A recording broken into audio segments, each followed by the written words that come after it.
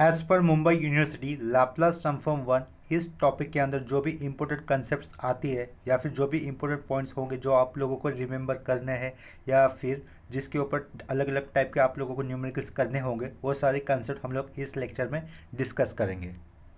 तो यहाँ पर सबसे पहले तो होगा लाप्लास ट्रांसफॉर्म का डेफिनेशन।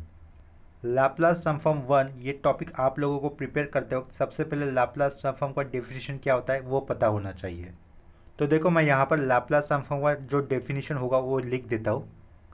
लाप्लास ट्रांसफॉर्म का डेफिनेशन इस तरीके से देखो, Laplace for any function f of t is equal to होता क्या है, integral 0 to infinity e to the power minus s t dot f of t, last में ये डी टी आता है, इज इक्वल टू क्या हो जाता है, फाई ऑफ एस हो जाता है। ठीक है, ये है इंपॉर्टेंट, वेरी इंपॉर्टेंट कंसेप्ट है ये लाप्लास ट्रांसफॉर्म की डेफिनेशन। इसके बाद अगर एग्जाम में क्वेश्चंस आते हैं तो लाप्लास ट्रांसफॉर्म की डेफिनेशन से रिलेटेड भी क्वेश्चन आ सकता है, जिसके चांसेस बहुत ही कम है, बहुत बहुत कम है। मुंबई यूनिवर्सिटी के इंजीनियरिंग के एग्जाम्स में लाप्लास ट्रांसफॉर्म की डेफिनेशन के ऊपर, एकदम बेसिक डेफिनेशन के ऊपर प्रॉब्लम आने के चांसेस बहुत कम है, लेकिन पूछा तो पूछा जा सकता है। ठीक है, ये पता होना चाहिए, सब इतने डिफिकल्ट भी नहीं होते। ठीक है, इसके बाद आता है लीनियरिटी प्रॉपर्टी, ये वाला पॉइंट। ठीक है, जिसके ऊपर कोई कंसेप्ट है नहीं, जस्ट वो जैसे कि कांस्टेंट को सिर्फ किसी भी ऑपरेशन करते वक्त लेफ्ट साइड में लिया जाता है, वही वाला कंसेप्ट है लीनियरिटी प्रॉपर्टी का मतलब। देखो यहाँ पर लीनियरिटी प्रॉपर्टी के फॉर्मूले मेंशन कर दिए। क्या है ये, if k1 and k2 are constant then Laplace for k1 f1 of t plus k2 f2 of t bracket close equal to क्या होगा, ये कांस्टेंट है ना, सिर्फ कांस्टेंट को हम लोग लेफ्ट साइड में लेंगे और लाप्लास अप्लाई होगा पहले फंक्शन के लिए, यानी कि f1 ऑफ t फंक्शन के लिए। इसी तरीके से लाप्लास जब आगे जाएगा प्लस के आगे, कांस्टेंट k2 कांस्टेंट को आगे लेना होगा और लाप्लास अप्लाई होगा f2 ऑफ t इस सेकेंड फंक्शन के लिए, यानी कि कांस्टेंट को बाहर लेना। यही है बेसिक लीनियरिटी प्रॉपर्टी। इसके बाद कंसेप्ट आती है Laplace transform of some standard function, जो हमें याद रखने होंगे। तो जितने भी Laplace transform of some standard function है, मैं वहाँ पर यहाँ पर उन सारे फॉर्मूलेस को एक्सप्लेन कर देता हूँ या फिर लिख देता हूँ। एक्सप्लेन नहीं, यहाँ पर उनको लिख देता हूँ। एक्सप्लेन यानी कि उनके फॉर्मूले इक्विवेलेंट में क्या होगा वो लिख देता हूँ। देखो यहाँ पर लीनियरिटी प्रॉपर्टी के बाद Laplace transform of some standard function mention कर दिए। तो सबसे पहले क्या आ रहा है formula, Laplace for e to the power a t equal to क्या रहेगा, 1/s माइनस है। ई की पावर में अगर प्लस ए टी होता है तो ये ए प्लस होने के कारण राइट साइड में क्या होगा, 1/s माइनस ए लिखना होगा। दूसरा फॉर्मूला है Laplace for e to the power minus a t equal to क्या है, वो 1/s प्लस है। Laplace transform for c to the power a t, formula क्या आ जाएगा, 1/s minus a log c. Laplace transform of 1/s। Laplace transform for sine a t होता है a/a² plus a square. Laplace transform for cos a t होता है s/a² plus a square.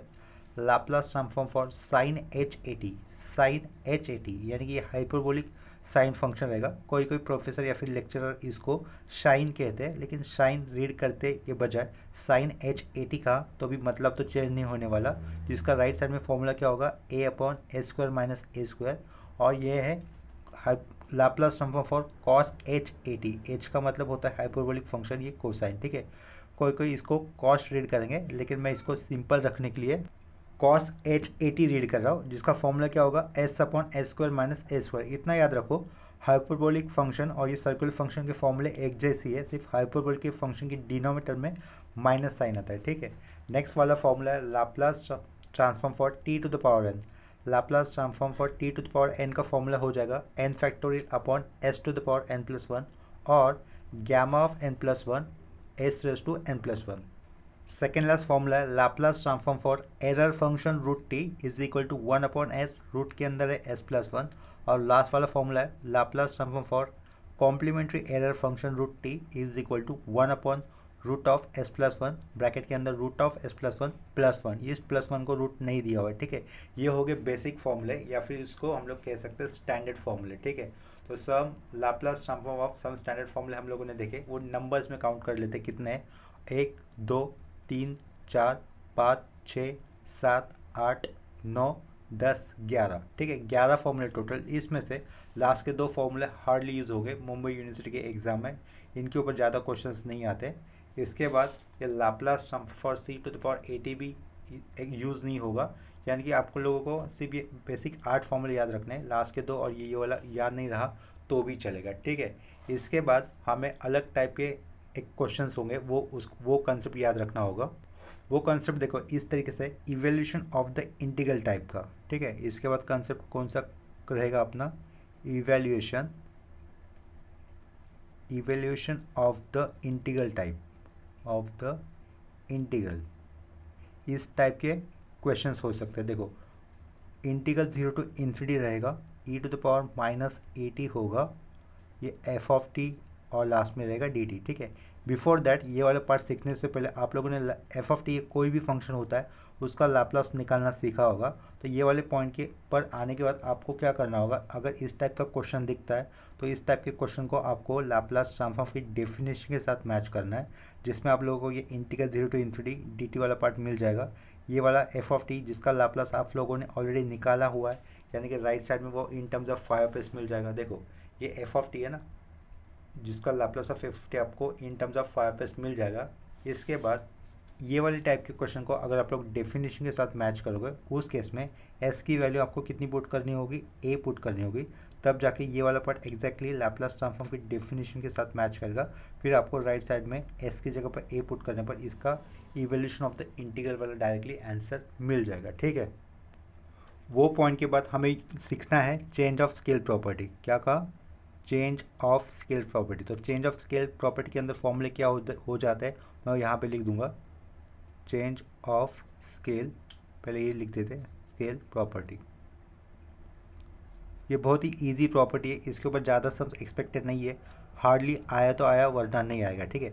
Change of scale property के अंदर पहला हमें लिखना होगा इफ़ के अंदर, if Laplace of f of t is equal to phi of s, यानी कि ये एफ ऑफ टी कोई भी फंक्शन हो वो चेंज होकर उसके ऊपर लाप्लास अगर अप्लाई होगा तो वो in terms of phi of s ही आएगा। If Laplace of f of t is equal to phi of s, then Laplace लिखा, एफ लिखा, टी की जगह पे अगर ए टी होता है तो इन दैट केस ये change of scale property use करते हुए राइट साइड में चेंजेस क्या हो जाएगा, देखो 1/a phi of s by a हो जाएगा, ठीक है। तो इसके ऊपर आप लोगों को कुछ न्यूमेरिकल्स करने होगा। तो ये change of scale property learn करने के बाद नेक्स्ट पॉइंट सीखना है हमें फर्स्ट शिफ्टिंग थ्योरम। तो यहाँ पे मैं मेंशन कर दूंगा अभी फर्स्ट शिफ्टिंग थ्योरम, ठीक है। First shifting theorem. तो फर्स्ट शिफ्टिंग थ्योरम के अंदर देखो क्या होता है, if Laplace of f of t is equal to अगर फाई ऑफ एस होता है, ठीक है, और इस एफ ऑफ टी के पहले अगर हम लोग e to the power b t apply कर देते हैं और साइड में same function f of t लिख देते हैं, तो राइट साइड में चेंजेस क्या हो जाएगा, एफ ऑफ टी के पहले e to the power b t लिखा है, ई की पावर में बी का वैल्यू कैसा है, साइन कैसा प्लस है, तो इसके कारण राइट साइड में फंक्शन चेंज नहीं होगा, फंक्शन सेम ही रहेगा। लेकिन जहाँ पर भी एस वेरिएबल था तो एस वेरिएबल हटाकर उसकी जगह पे क्या करेंगे हम लोग, एस माइनस बी लिखेंगे। क्यों बी लिखेंगे एस माइनस बी, क्योंकि ए की पावर में प्लस भी आया हुआ है, तो इसके कारण राइट साइड में चेंजेस करके क्या कर लिखना होगा, फाई इस फंक्शन में जो कि एस वेरिएबल से बना हुआ था उसमें एस वेरिएबल हटाकर एस की जगह पे जहाँ पर भी एस था उसकी जगह पे एस माइनस बी पुट करना होगा। या फिर ये सेम फॉर्मूला कैसे हो जाएगा, अगर एल था, अगर Laplace transform of e to the power minus b t f of t अगर इसके जैसा आता है तो राइट साइड में चेंजेस कैसे हो जाते थे, फाई इस फंक्शन में ई की पावर में माइनस बी आया हुआ है ना, तो इसके कारण राइट साइड में चेंजेस क्या हो जाएंगे, फाई लिखकर जहाँ पर भी एस है उस वहाँ पे हमें प्लस बी ऐड करना होगा और ये राउंड ब्रैकेट क्लोज कर दिया, ठीक है। तो ये हो गया हमारा फर्स्ट शिफ्टिंग थ्योरम। तो जितने भी हम लोगों ने स्टैंडर्ड फॉर्मूले ऑफ लाप्लास ट्रांसफॉर्म सीखे थे उसको हम लोग फर्स्ट शिफ्टिंग थ्योरम अप्लाई कर सकते हैं। तो फर्स्ट शिफ्टिंग थ्योरम के अलग फॉर्मूला में यहाँ पे लिख देता हूँ। देखो यहाँ पर फर्स्ट शिफ्टिंग थ्योरम के फॉर्मूले लिख दिए हुए हैं। अगर ये स्टैंडर्ड फॉर्मूला था क्या, Laplace of sine a t a upon a square plus a square, इस स्टैंडर्ड फॉर्मूले के पहले अगर हम लोग e to the power b t जोड़ देते या फिर लिख देते तो क्या हो जाएगा, स्टैंडर्ड फॉर्मूले का जो भी फाई ऑफ एस था ये था a upon a square plus a square.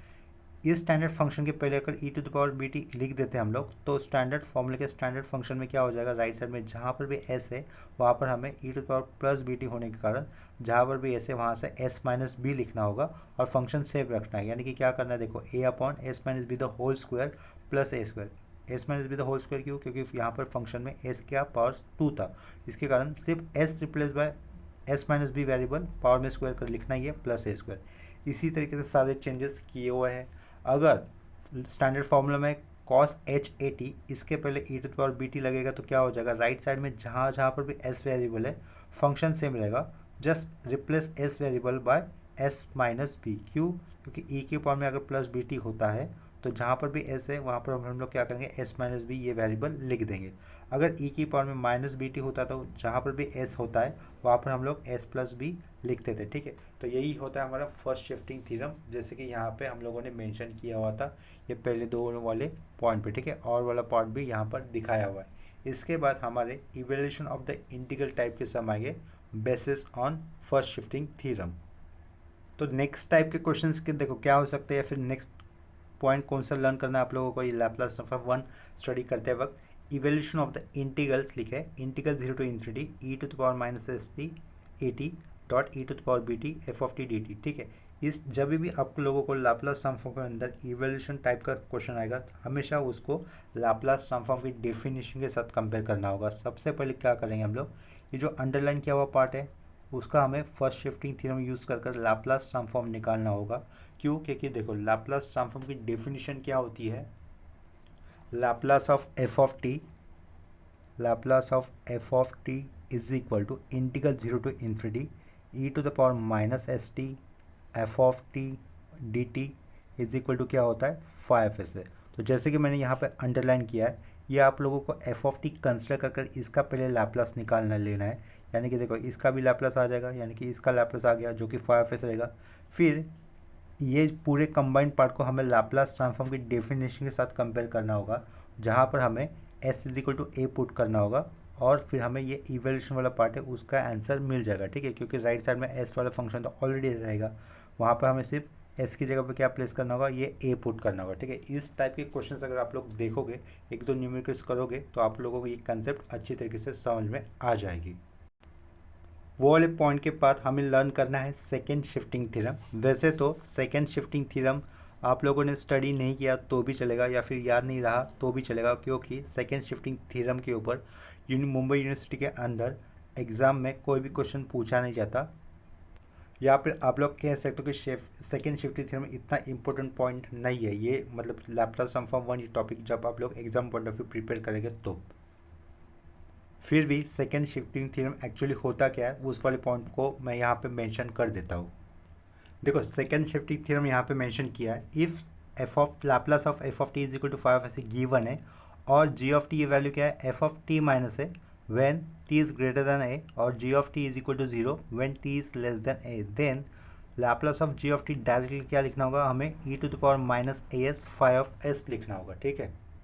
देखो मतलब क्वेश्चन कैसा रहेगा, इन्फॉर्मेशन कैसा रहेगा क्वेश्चन का सेकेंड शिफ्टिंग थ्योरम के अंदर, ये हमें दिया रहेगा क्या, f of Laplace of f of t is equal to 5s, ये हमेशा पता होगा। देखो पूछा है ना, if Laplace of f of t is equal 5s, ये अगर हमें पता है और एक जी ऑफ टी एक नया फंक्शन, ठीक है, जी ऑफ टी एक नया फंक्शन है, वो इस तरीके से जी ऑफ टी लिखा, उसके दो पार्ट है।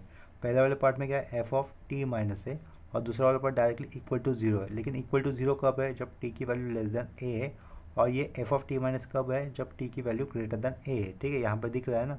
तो इन दैट केस हम डायरेक्टली अगर मुझे Laplace of g of t निकालना है, Laplace of g of t निकालना है तो क्या करना होगा, ये वाला पार्ट तो हमें देखना ही नहीं है, सिर्फ ये माइनस ए को भूल जाएंगे, directly Laplace of f of t लिख देंगे और before that e to the power minus a s put करना होगा, ठीक है। तो यही है बेसिकली सेकेंड शिफ्टिंग थ्योरम, इसको याद नहीं रखते आप लोग तो भी चलेगा, एग्जाम में इसके ऊपर कोई क्वेश्चन नहीं आता, ठीक है। ये वाला पॉइंट हो जाने के बाद हमें दूसरा कंसेप्ट लर्न करना है आगे, वो है वो मल्टीप्लिकेशन बाय टी प्रॉपर्टी, जिसे आप लोग कह सकते हो effect of multiplication bye T property, ठीक है। तो वो प्रॉपर्टी क्या होगी मैं यहाँ पे लिख देता हूँ। नेक्स्ट पॉइंट क्या था, effect of multiplication bye T property, वो प्रॉपर्टी मैंने यहाँ पर मेंशन कर दिया, उसके अंदर क्या दिया है देखो, if Laplace of f of t is equal to 5s then f of t को हम लोगों ने t to the power n से मल्टीपल किया, यानी कि टी से नंबर ऑफ टाइम्स मल्टीपल करने पर ऐसा हो जाएगा t to the power n. तो in that case Laplace transform that new form function क्या हो जाएगा, देखो Laplace for t to the power n f of t is equal to, हम लोगों ने टी को नंबर ऑफ एन टाइम्स लिया तो -1 to the power n d raise to n upon d s raise to n 5s, यानी कि जितनी number of times T आया था उतने नंबर ऑफ टाइम्स हमें -1 के पावर में लिखना है और उतने नंबर ऑफ टाइम्स ये जो 5 से जो फंक्शन था उसका डेरिवेटिव करना होगा, ठीक है। इसके बाद हमें सेम कंसेप्ट के ऊपर evolution of the integral type के सम्स करने होंगे। तो वो evolution of the integral sum किस टाइप के रहेंगे, देखो इंटीग्रल 0 टू इन्फिनिटी आएगा, e⁻−at होगा t dot f of t और लास्ट में आएगा dt। जब भी evolution of the integral type के सम आते हैं तो उन्हें हमें लाप्लास ट्रांसफॉर्म की डेफिनेशन के साथ कंपेयर करना है, इतना याद रखना होगा। हम लोग आज के इस लेक्चर में क्या सीख रहे हैं, Laplace transform 1 as per Mumbai university के अंदर जो आप लोगों को पॉइंट स्टडी करना है या फिर लर्न करना है या फिर याद रखना है, वो वाले पॉइंट को मैं यहाँ पर सिर्फ पॉइंट को मेंशन कर रहा हूँ। इसके न्यूमेरिकल्स हम लोगों ने ऑलरेडी दूसरे वाले प्लेलिस्ट में किए हुए हैं। इसके बाद हमें नेक्स्ट पॉइंट सीखना है effect of division bye T property, ठीक है। Effect of multiplication bye T property को डबल स्टार मार्क कर दिया। इसके बाद होगा effect of division bye T, ये वाला property, effect of division bye T property, ठीक है। देखो जब टी से मल्टीपल करते हम लोग तब क्या करते हैं, फाई ऑफ एस फंक्शन का डेरिवेटिव करते हैं। जब अगर हम लोग टी से डिवाइड करेंगे तो उस केस में क्या करना होगा, फाई ऑफ एस फंक्शन का इंटीग्रेशन करना होगा, ठीक है। क्योंकि मल्टीपल करने पर डेरिवेटिव अगर होता है तो डिवाइड करने पर डेरिवेटिव का उल्टा क्या हो जाएगा, इंटीग्रेशन हो जाएगा। तो स्टार्टिंग तो ऐसी रहेगी, if Laplace of f of t is equal to phi of s है अगर, then Laplace of f of t upon में टी अगर एक बार आता है तो राइट साइड में हमें एक बार इंटीग्रल करना होगा। लेकिन इंटीग्रल करते वक्त लिमिट्स क्या यूज़ करने हैं, एस टू इन्फिनिटी यूज़ करने हैं और क्या लिखना है, फाई ऑफ एस, और लास्ट में क्या लिखना होगा, हमें डी एस लिखना होगा। अगर डिनोमिनेटर में टी स्क्वायर होता है तो यहाँ पर दो बार इंटीग्रल आएगा, integral limit s to infinity, again integral limit s to infinity, phi of s और डी एस स्क्वायर हो जाएगा, ठीक है। लेकिन फिलहाल तो फॉर्मूले में अपॉन में टी एक ही बार होता है तो फॉर्मूला एक ही बार टी होने पर जो बनता है वो लिख दिया हम लोगों ने, ठीक है। Effect of division bye T property हो जाने के बाद इसी के ऊपर evaluation of the integral type के सम रहेंगे, इवैल्यूएशन ऑफ द इंटीग्रल, ठीक है, जिसमें हमें लाप्लास ट्रांसफॉर्म की डेफिनेशन के साथ कंपेयर कर सॉल्व करना होता है। वो इस टाइप के रहेगा, integral 0 to infinity e⁻−at f of t upon t और लास्ट में क्या आएगा, dt आएगा, ठीक है। इसके बाद एक सेकेंड लास्ट कंसेप्ट है लाप्लास ट्रांसफॉर्म 1 के अंदर जो कि हमें लर्न करनी होगी, वो वाला पॉइंट होगा लाप्लास ट्रांसफॉर्म ऑफ डेरिवेटिव्स। तो यहाँ पर लाप्लास ट्रांसफॉर्म ऑफ डेरिवेटिव्स के लिए जो फॉर्मूले होते हैं वो फॉर्मूले में मेंशन कर देता हूँ। तो लाप्लास ट्रांसफॉर्म ऑफ डेरिवेटिव्स के अंदर देखो 3 फॉर्मूले लिखे हैं, तीनों में से मोस्टली पहला वाला फॉर्मूला ज़्यादा यूज होगा। वो क्या लिखा है, एफ ऑफ टी अगर फंक्शन होता है, उस एफ ऑफ टी फंक्शन का हम लोग लाप्लास ट्रांसफॉर्म निकाल लेंगे तो हमें क्या मिल जाएगा, Laplace of f of t मिल जाएगा। अगर जो एफ ऑफ टी फंक्शन है उसका डेरिवेटिव्स का लाप्लास निकालना है तो फॉर्मूला इस तरीके से आएगा, क्या लिखा है, f of t Laplace transform for f dash of t function, क्या होगा वो, s Laplace of f of t minus f of zero.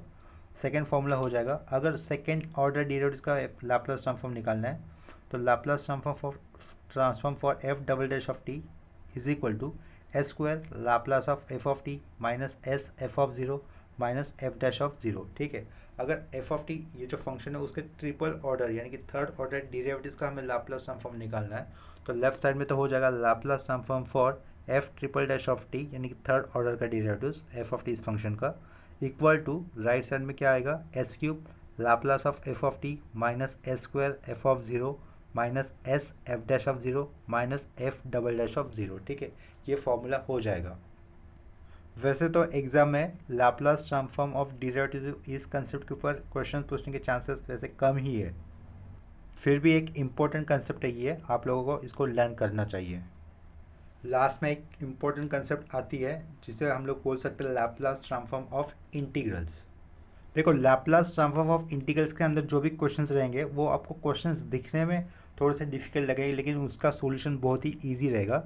इसके अंदर देखो फॉर्मूला किस तरीके से आता है, if Laplace transform for f of t function is phi of s, then क्या लिखा, ये तो हमेशा कॉमन रहेगा, हर एक प्रॉपर्टी के अंदर ये वाला स्टेप पहला वाला पॉइंट कॉमन था, that is Laplace of f of t is equal to phi of s.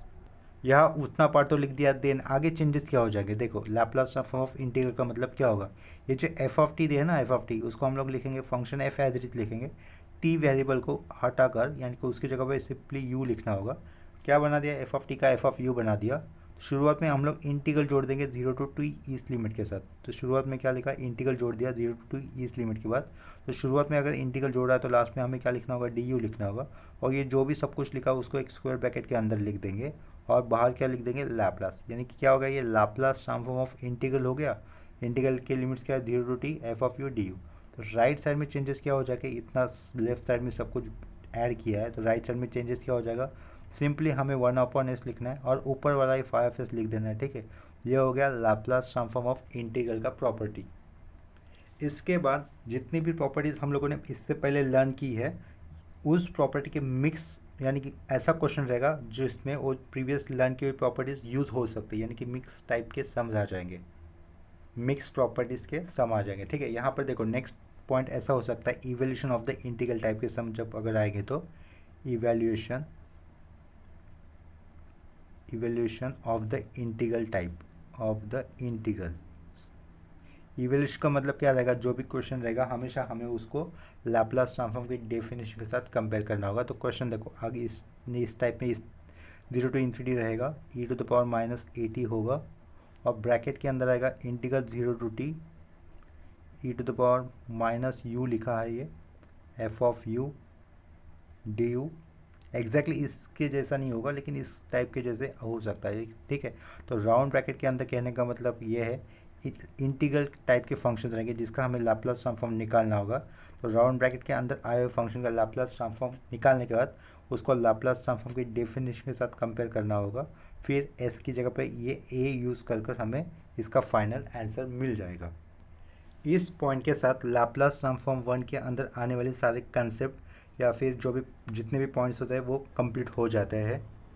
यहाँ पर किसी भी एक प्रॉपर्टी के ऊपर कोई भी न्यूमेरिकल सॉल्व किया हुआ नहीं दिखाया हम लोगों ने, लेकिन इस प्रॉपर्टी के बेस के ऊपर इस हर एक जो प्रॉपर्टी हम लोगों ने डिस्कस की है उन प्रॉपर्टीज़ के ऊपर हम लोगों ने एक दूसरा प्लेलिस्ट बनाया हुआ है। तो वहाँ पर आप लोगों को इनके पूरा लैप्लास ट्रांसफॉर्म ये टॉपिक कंप्लीट अच्छी तरीके से मिल जाएगा हर एक प्रॉपर्टी वाइज, जिनका लिंक मैं यहाँ पर आपको डिस्क्रिप्शन बॉक्स में दे दूंगा या फिर एंड स्क्रीन में भी आपको उसकी प्लेलिस्ट मिल जाएगी। एक तो दो प्लेलिस्ट बनी हुई है, एक प्लेलिस्ट में हम लोगों ने लैप्लास ट्रांसफॉर्म 1 इस टॉपिक को इन ब्रीफ लिया है, यानी कि जैसे कि क्रैश कोर्स होता है, आप लोग एज अ क्रैश कोर्स उस प्लेलिस्ट को कंसिडर कर सकते हो जो कि हम लोगों ने ब्रीफ में दिया है।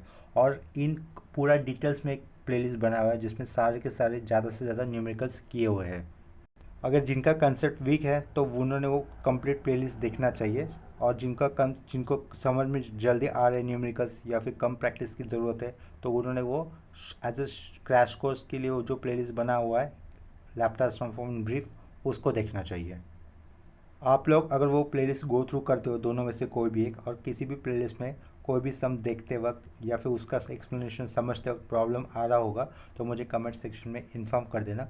अभी के लिए ये लेक्चर मैं यहीं पे स्टॉप कर देता हूँ, मिलते हैं नेक्स्ट लेक्चर में, तब तक के लिए बाय और टेक केयर।